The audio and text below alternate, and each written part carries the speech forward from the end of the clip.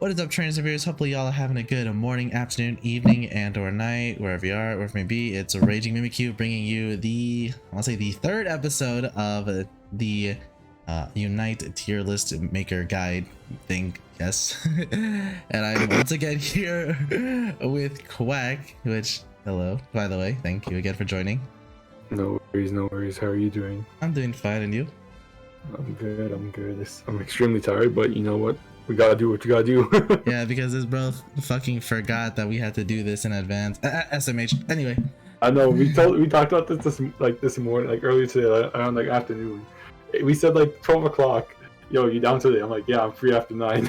After 9? We're recording this like at almost 11 o'clock p.m. Yeah, and I got work in the morning, so we're gonna make this cook real quick because luckily speedsters, there aren't that many and they all pretty much are good. Yeah. Anyway, so without starting, should we explain to them why you chose to do Speedsters X, and even though we said in the previous video it was gonna be supports? Oh, we did say supports, motherfucker. Shit. Okay. So supports, I feel like have a little bit more to them, a lot of more gimmicks. Speedsters are like more or less compressed. They're kind of like one-trick ponies in a sense, which we'll go over as throughout every Pokemon.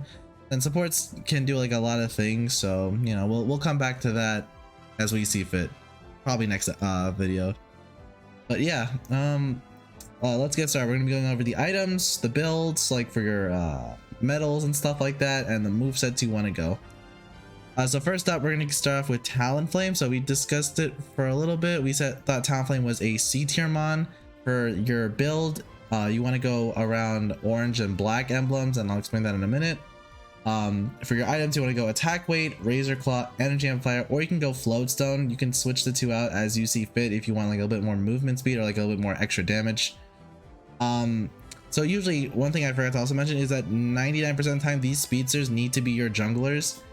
And I know I mentioned how like attack weight isn't really meant for junglers, but I feel like more often than not most of these speedsters want the attack weight so they can nuke their enemies like a lot faster. And like it's like half full, half empty. If you don't feel confident scoring, or if you're not getting scores, then maybe switch it out with another item. That's always optional. Going through the list though of all like the items that like were best for speedsters, there weren't actually that many, because when you consider the fact that like there's defense, score, other, and I feel like I'm missing one, but I forgot what. That's not attack. Well, those three specifically, those are more like meant for tanks. So like I feel as though like that maybe wasn't like a really good idea to go any of those items, except for maybe the attack weight or the special attack specs. So yeah, most of them are stuck running that one item pretty much. It's like item syndrome, I guess you could say. Not enough space, or like not many options actually, sorry. But yeah, for your moveset, you usually want to go fly and flame charge. This is a good moveset for trying to snipe objectives. So what you want to do is you want to fly, hit the enemy, use flame charge to dash out, maybe eject button with there along as well, or X speed. Get out, wait for your cooldown, and then do the same thing again. Fly, flame charge out. That's why you want to run like black emblems and orange emblems, because that'll reduce your cooldown when you land the hit.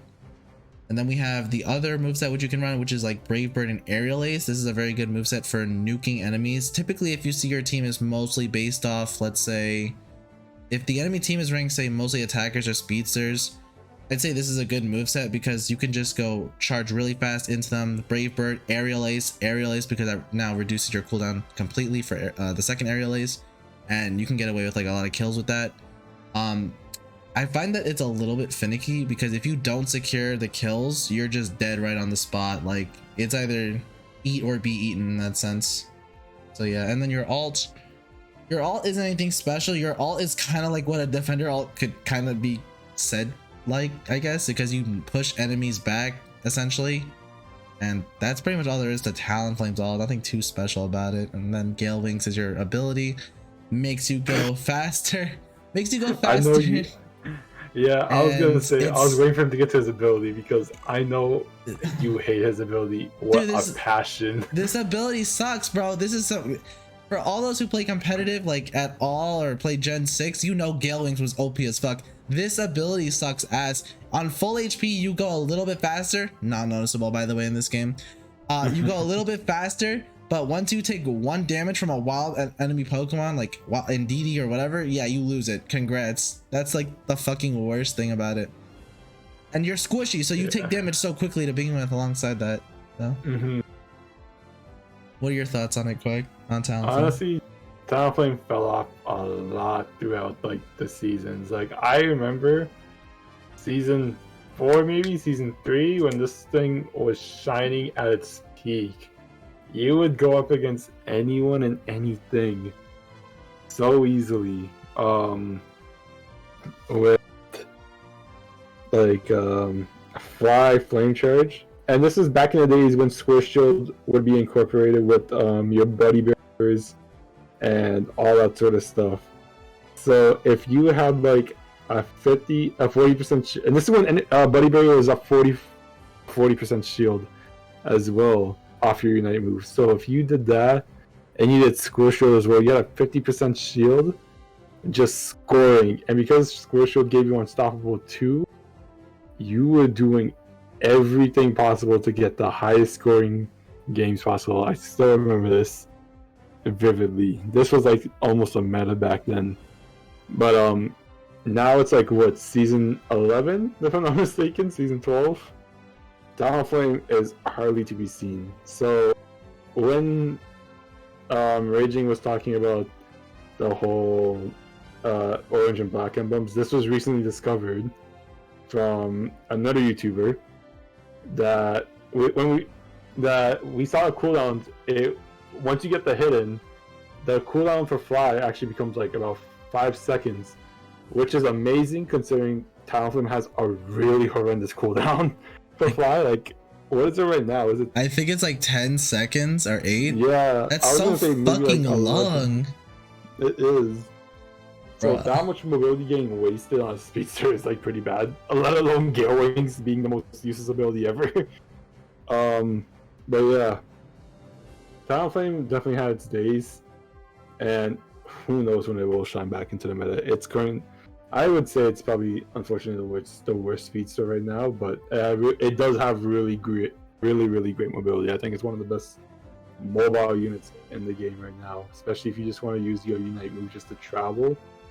But be wary if you do that, because your Unite move takes a little longer to charge than most characters in this game. Yeah, bro. Fucking hell. These goobers over at Tencent don't know how to balance anything to save their lives or make things better. Alright, next up we got Leafeon. Oh my fucking god, another evolution that's broken as fuck that came out not even a month after the first one. So here's Leafeon. Your build is typically going to be one based around orange emblems and white emblems, which is going to increase your HP and your attack. Items you want to go, the highly recommended items are going to be attack weight, Razor Claw, Energy Amplifier. Your moveset's ideally supposed to be Razor Leaf and Leaf Blade. You can go Solar Blade. I have seen it, but it's like it's kind of like it's hit or miss. You just got to get used to it. If you suck with it, then please go Leaf Blade. Razor Leaf can provide his shield. Funny enough, if you all the 5 little we're gonna call them like thorns hit. Wait, no, you got mixed up. Wait, no, if you don't choose Solar Blade, go Razor Leaf, because Razor Leaf is the opposite of Solar Blade. Oh, wait, okay. So then, okay. Yeah, so, Leaf Blade is the opposite of Aerial Leaf. Oh, okay. So yeah, if you're going Razor Leaf versus Solar Blade, just deadass, just go fucking Razor Leaf so you can get a shield at least. Leaf Blade's really cool. It does reduce the enemy's movement speed, and then as well as your ability Chlorophyll increases Leafeon's movement speed, which, let's be real, if we had to compare Talonflame and Leafeon's movement speed, that while they're probably both the same, Leafeon's is probably just better overall. And the reason why you run Energy Amplifier is because this motherfucker gets its ult back in like, what, 60 seconds? How much is it, Quack? Give or take 60 seconds. It's one of the fastest Unite cooldown rates in the game. And you get this shit at level 8. Fuck. Yeah. Oh, Jesus Christ, I didn't even think about that. And you do get that level 8 too. Oh my lord, bro. Change that, Tencent. You need jail. Here's the problem, right? If they do change that, then I say you gotta change it for every single evolution then. No, yeah, that's fair. Umbreon, Glaceon, Espeon, Sylveon, like everyone gotta go up by that then. I guess I'd say more based it off scaling though, like their attack and how much they've been shining or something like that. Because like Umbreon's all, you know. Think about it this way, right? If we had the level 10, like going back, if we had the level 10 mons going to level 9, that, well, besides Zero Aura, of course, because that's a whole different story that we'll get to later on. I say you gotta do the same with like some of the level 8 going to level 9 then, per se. Like you can't just have one and not have the others. That's true. So what's your overall opinion on Leafeon though from this season? This thing's busted. 100% this thing is busted. Like, okay, the best thing is, like, I kid you not, the combos you could run with this mon is absolutely endless. I promise you, there is no way you could possibly choke this mon, especially with your Unite moves. Like, if you somehow manage to run into a comp into a team comp where your team cannot set up Leafeon's Unite move to the max, you just have bad luck. I'm sorry. Besides that, like Jay was saying, what he was saying about Solar Blade, it is hit or miss. However, me personally, I do like using Solar Blade a lot, due to the fact that it does give the range aesthetic that Leafeon does suffer from. Because out of all the evolutions, Umbreon and Leafeon are the only two physical ones, and they are the only two melee ones. So Leafeon having that very slight bit of range aspect, it definitely helps it a lot, just to make sure it's not like extremely outclassed by like range units like Cinderace, for example, or Decidueye. So at least they can like kind of shorten the gap. And the best way to use Solar Blade, in my opinion, is to make sure you team it up with Leaf Blade. As for those who don't know, and it does not own Leafeon, Leafeon's Solar Blade does also kick into effect with Chlorophyll. So the longer you have it charged up for, the longer the max power it can reach alongside its extension. However, with that being said, this is how the Chlorophyll meter gets to play. If the Chlorophyll meter is at max, Leafeon's Solar Blade will do max damage and will instantly come down no matter what. So depending on where you aim it, it's just gonna be instant like that. You don't have to aim yourself. You don't have to like straft. Like where you aim it is where you aim it. It just comes down. Oh, how shit. Leaf Blade takes into effect of this, this is what I noticed. So there's two hitboxes to Leaf Blade. I'm not sure, have you noticed this, by the way, Raging? No, I haven't actually. I haven't played Leafeon because I don't play Speedsters anymore. Okay, yeah. So this is what I found out. So there's two hitboxes to Leaf Blade actually. So there's the inner one and there's the outer one. The outer one, where it has like the actual leaf effect, that's the one that raises your chlorophyll meter. So you want to kind of like arrange yourself to get opponents with that. This also happens with wild Pokemon as well. So you could hit like a Baltoy, Undeedy, or if you play on the old map, like a Lillipup or Ampipom, whatever. You can hit, as long as you hit them with the outer ring, that charges your chlorophyll meter by quite a bit, especially depending on how many hits you get in. The inner ring will still do damage, don't get me wrong, but it will not charge up your chlorophyll meter. So that's the biggest issue. So that's the biggest thing you gotta watch out for as to how you range yourself between your opponents and your damage, basically. Besides that, what Raging said, so Razor Leaf is like the more common option, but it's also the better option in my opinion as well. I'm just a bit more biased at playing Solar Blade because it's just so much fun having to see this stupid fast Eevee just running down around the map with a solar beam blade from the heavens, just striking you down as a melee unit. Deadass, you're basically like Aegislash's alt, but better in a sense. But that's like for another time, of course. Not even Aegislash, like not even just better, but just much more consistent and much more usage. Alright, so let's see. So yeah, that's pretty much Leaf in a nutshell. This Pokemon is just needs nerfs like now. I think it actually recently got nerfs, but yet it's still seen everywhere, if I'm not mistaken. Next up we have Gengar. So okay, so Gengar, we decided to go for B tier in this situation. So you want to go with the green emblems and the white emblems, increasing your special attack and your HP. Items, Twisted Spoon, Choice Specs, Special Attack Specs, or if you don't feel comfortable scoring, you can replace the Special Attack Specs with the Wise Glasses. Your moveset, oh god, please don't mess up this moveset for all the Gengar mains out there, or the newbie Gengar players. Sludge Bomb Hex is what you want to go, or Hypnosis and Dream Eater. If you switch this, consider yourself throwing and just quit the game, please, bro.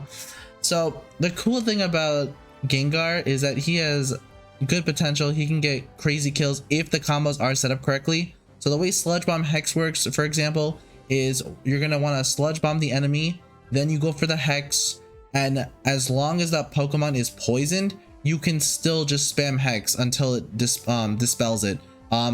If you're trying to counter Gengar, if you have a full heal as your item, you could just full heal and then it can only get like 1 Hex off. Essentially, I think poison lasts for about 5 seconds, I want to say. Enough where you can get 5 hexes and get rid of this. It's almost like the whole duration of Sludge Bomb. So I think it's like an 8-second cooldown. So you could get about 4 hexes in there altogether, but 4 hexes should be enough to secure the kill regardless. Yeah, and you're kind of like I mean, you have a small frame of invincibility when you go for Hex too, if I'm not mistaken. Yep. Then the other set is probably the more ideal set that I've seen a lot of players run, Hypnosis Dream Eater. So essentially what you want to do is, I want to make sure this combos correctly. It's Shadow Ball, Shadow Ball. Oh, sorry, did I put, why did I put Hypnosis? I have Hypnosis Dream Eater, I'm an idiot. No, Hypnosis is the first part of Dream Eater. So it uses Hypnosis first, then it goes into Dream Eater. Sorry, Shadow Ball, I wrote, oh my god, I'm an idiot, bro. I wrote I don't know why I said yeah, I was gonna say, wait, hold up, something's not right. But yes, you want to actually, sorry, my bad, not Hypnosis, sorry. You want to go Shadow Ball Dream Eater. There you go. You want to know why? Because the Pokemon falls asleep, and that's why I thought of Hypnosis. Probably when I was typing this up. But yeah, it's Shadow Ball Dream Eater.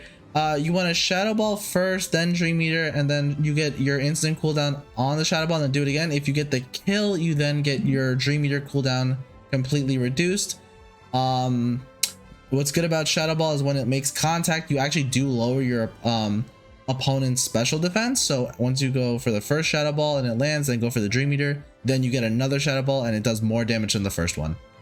Can get crazy kills. Unite move lowers the Pokemon's movement speed when contact is made. You basically kind of go invisible, but the enemy team still like gets like a little signal knowing that you're nearby with like a little flame above their head, so you're not completely invincible. You're not invincible and you're not completely invisible, but half and half. Pretty good Pokemon overall, though, not gonna lie. When me and Raging were talking about this just before this call, I was really trying to fight myself to put it into A tier out of bias, but I need to humble myself so hard just to put this thing in B tier because now you don't see it anymore in the meta. Like, it's a rare C. If you got it, you got it. You can cook. Don't get me wrong. The only issue is that, like Raging said, if you mess up your combo once, like if you get CC'd or whatever, yeah, you're kind of screwed because that's its whole point. Dream Eater Shadow Ball, I would say works better on frailer teams. Like if you see your opponents as like team comp is 4 Philmons, like a mix of attackers and speedsters, and you got like 1 tank, or even like three attackers / speedsters, 1 all-rounder and 1 tank. You could go Dream Eater in a Shadow Ball then. If you see it's like a bunch of tanks, like 2 or 3 tanks, the rest of them is like 1 all-rounder, 1 attacker, or 2 attackers. At that point, I would say go Hex and Sludge Bomb because the healing can be insane, or it's just gonna take a lot more just to take them out. I will say this. Hex can proc off of other moves, so I'm not sure. I don't think there's hardly any mons that can really give off those type of statuses, like the burn, the freeze. I could be wrong, but it does not last as long as Gengar's poison. That's the biggest problem there. Yeah, the only thing you're probably gonna rely on is like maybe a Venus or a Sludge Bomb, but even then, that's only like, it's not. First, you don't really run Sludge Bomb on Venus. You won't see it as much anymore, or at all, to be honest. Yeah. I mean, I'm kind of inclined to say you might see Cinderace or Charizard burn more because of like Blaze and then whatever their abilities or moves are. But even then, that's very risky because it doesn't tell you if they're like it doesn't tell you if they're still burnt or not. Whereas Sludge Bomb, you can like once you get consistent with it, and you start playing more, you could tell like okay, you got 8 seconds. The poison lasts 8 seconds. You can get 4 hexes off before the cooldown resets, and then you can reuse the cycle again. But when it comes to other mods and you're relying on their ability to like give them status condition, it's very unpredictable. So that's why you want to be like self-sufficient on that.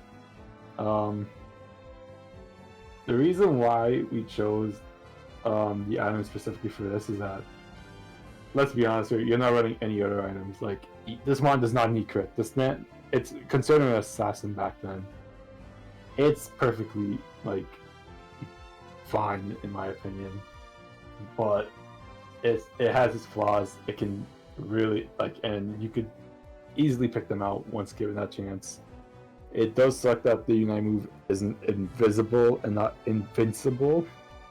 Please make sure new Gengar players, you keep that in mind. It is invisible, not invincible. Yeah. You can still get killed while you're invisible. It's happened before. I'm a victim of it. It's not the greatest. You would even think that the opponent is hacking.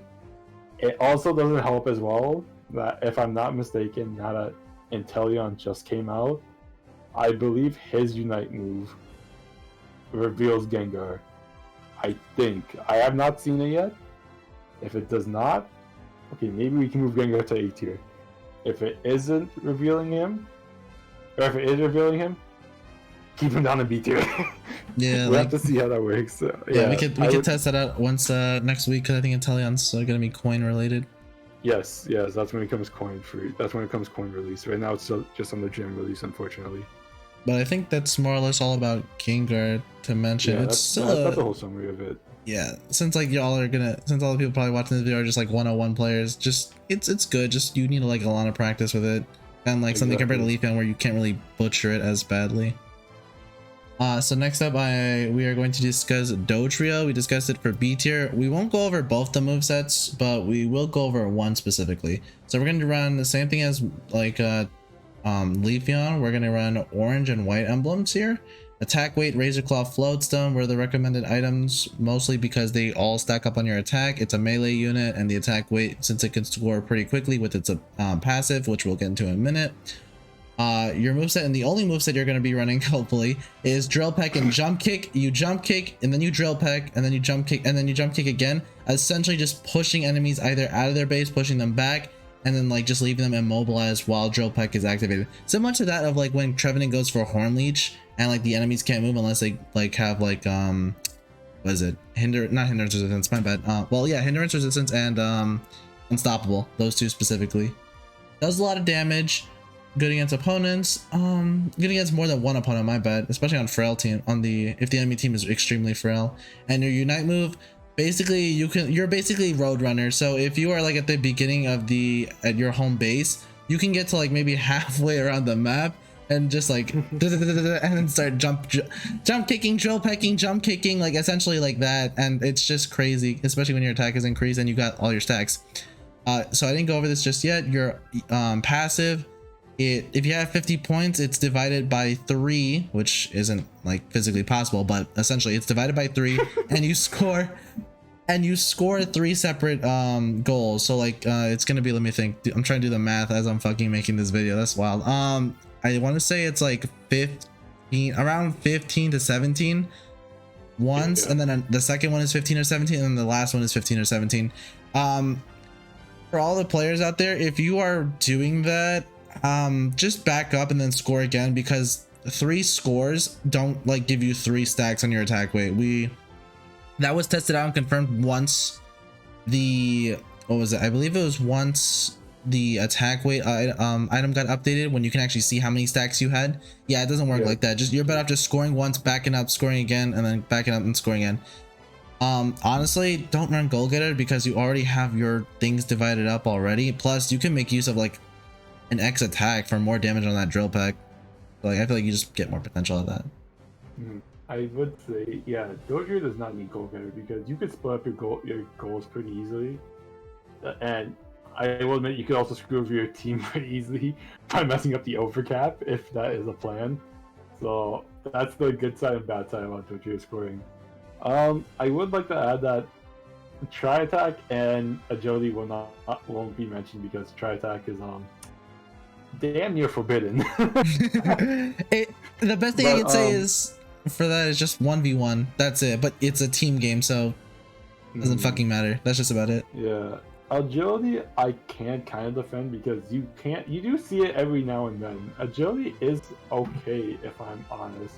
It does help get you back your movement speed gauge pretty fast, and if I'm not mistaken, once Agility Plus comes in, it just gives you back that movement speed gauge. So it can help just if you do have problems getting that movement gauge up pretty easily, then Agility is like the best way to describe it is that Agility is like for new players, Jump Kick is for like pro players like semi-expert. That's the best way to describe it. Once you think you can get off the training wheels, you don't need Agility anymore. Then you can go on to Jump Kick. If I'm on. Yeah, they're both fun to play. Just don't try attack, please, for the love of God. I'm only gonna say that. Like, I'll say like we'll say like 3 times if we need to, maybe 100. Yeah, but yeah, pretty much Roadrunner. I guess I would say. It is just Roadrunner to be honest with you. There's nothing more. It does. Unite move is pretty good. I don't think we covered that actually. It's very good mobility, but though. We did discuss. Well, I did discuss it though because no worries. It was like how like if we're at home base, we can pretty much run to like the middle of the map essentially. Or, like it's a very long range. In other words, you just run super duper fast while being unstoppable. And like nothing can stop you. I will say, I think we also said that it is not good for securing, so do not test that. Do not even think about trying to secure shit with Dotria ult because it is not that good. Yeah, just save it for a combo or a kill at that point.